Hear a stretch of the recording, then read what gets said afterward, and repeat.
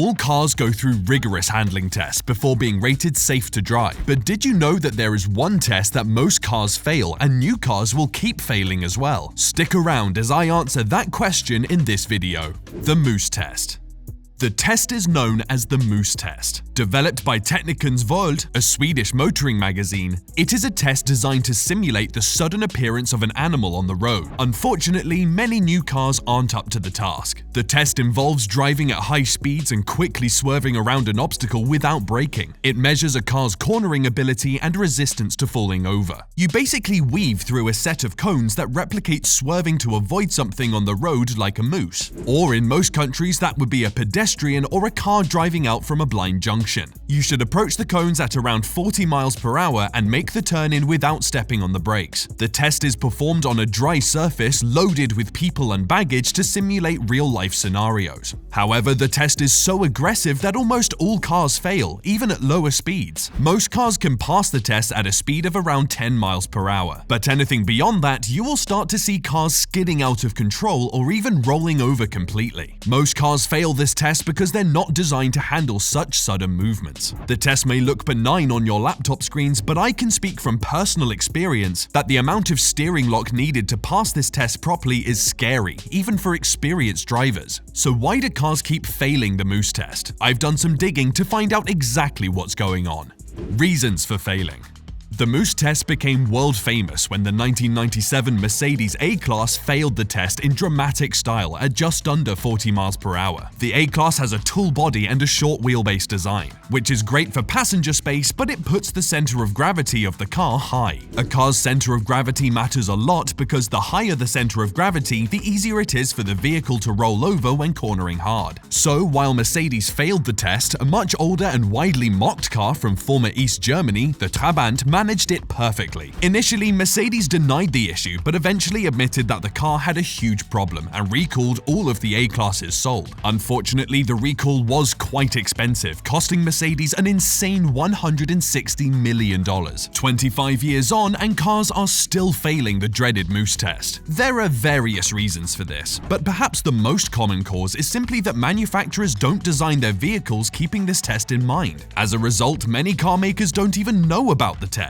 And even if they did, the cost of redesigning a car just to pass the Moose Test would be too high for most companies. I mean, think about it. To successfully pass this test, you need to be traveling at a speed of over 40 miles an hour. Then you have to wind the steering in one direction fully and then quickly unwind it in the opposite direction. This type of aggressive driving is bound to unsettle any car, no matter how safe the handling is. Secondly, car manufacturers are under increasing pressure to meet ever more stringent emission standards, and as a result, they're often forced to use lighter weight materials in their cars. So they don't have the weight or the sturdiness to pin them to the ground during such aggressive maneuvers. And to be honest, you will rarely encounter this type of scenario on the road, and it just isn't considered a prime measure of safety for car manufacturers. Primarily, the test is used to find the final tipping point of new cars rather than optimizing their designs to pass it. Manufacturers would undoubtedly brag about it if their cars could complete the test at record speeds, but if not, they usually stay silent about it. Most Moose Tests on modern cars are performed by independent reviewers and automotive journalists, not by manufacturers. So what are some big names that have failed the Moose Test spectacularly? And are there any cars that are particularly good at this test and manage to pass it successfully? Failure and successes. Although most cars fail the Moose Test, some designs are inherently conducive to this type of testing.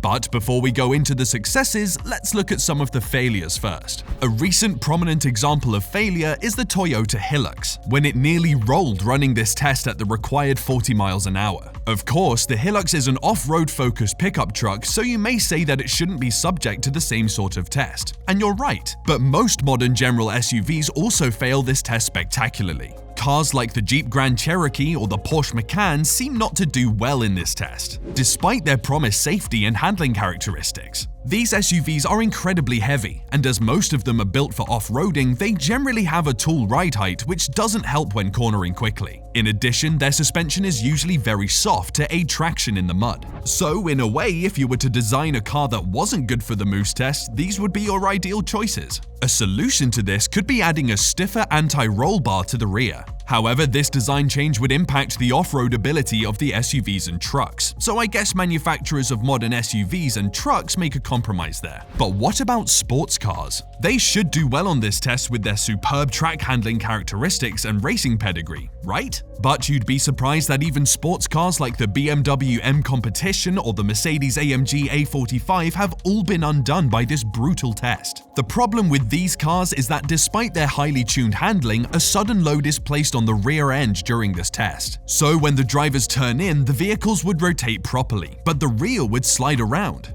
Think of a giant pendulum, with all the momentum concentrated at one end, generating a lot of torque in the opposite direction and spinning it around. However, the approach speed and the sudden aggressive maneuver are enough to turn them around even with traction control. The other reason these sports cars fail this test is due to a lack of braking. If the driver was allowed to brake and turn in as they would on a typical racetrack, they would actually place more weight on the front of the car and generate a lot of front-end grip to minimize the understeer and the eventual spin. But since you're supposed to perform this test without braking, even most sports cars have no chance to get around the cone without spinning around. However, some cars really excel in this test. The first is the Tesla Model X, an SUV similar to the cars I mentioned earlier, but its heavy battery pack is placed in just the right place on the floor. It's centered in the middle, which means that despite it being much heavier than some of its combustion engine competitors, it can complete the test at up to 40 miles an hour. But the all-time great that has held the record on the Moose test for 22 years is not some supercar or even a small electric hatchback with all its weight in the middle. Instead, it is the mighty Citroën Xantia Activa V6, a very average family saloon from 1999, and it achieved an incredible speed of 53 miles per hour. This is insane considering most modern cars fail the test at around 10 miles per hour. It could only achieve this because the Xantia has a computer-controlled active suspension system that offers roll-free Formula 1 style cornering like the famous Williams FW15C. This car used a hydraulic suspension that could adapt to every corner on a circuit. Where a standard suspension would overload the outside wheels during the aggressive maneuver and lift the inside wheels, the active suspension on the Xantia manages the load on each tire individually, instantaneously adjusting the ride height of the car with its variable shock absorbers. The Xantia can change from a soft to a firm suspension in less than half a second, leaning into the corners and controlling the weight transfer perfectly, therefore pinning the car to the ground during the aggressive maneuvers of the test. Because of this, no other cars have managed to even come close to Xantia's insane performance in the Moose test. So, if you wish to check if your family car can pass the Moose test, make sure it has an active suspension system installed. If not, don't even try to attempt it, as you will most likely fail and damage your vehicle. So, the next time you see a car commercial bragging about how the vehicle was put through rigorous safety testing, remember that it probably hasn't been put through the dreaded Moose test, the test that most cars fail and will continue to fail in the near future.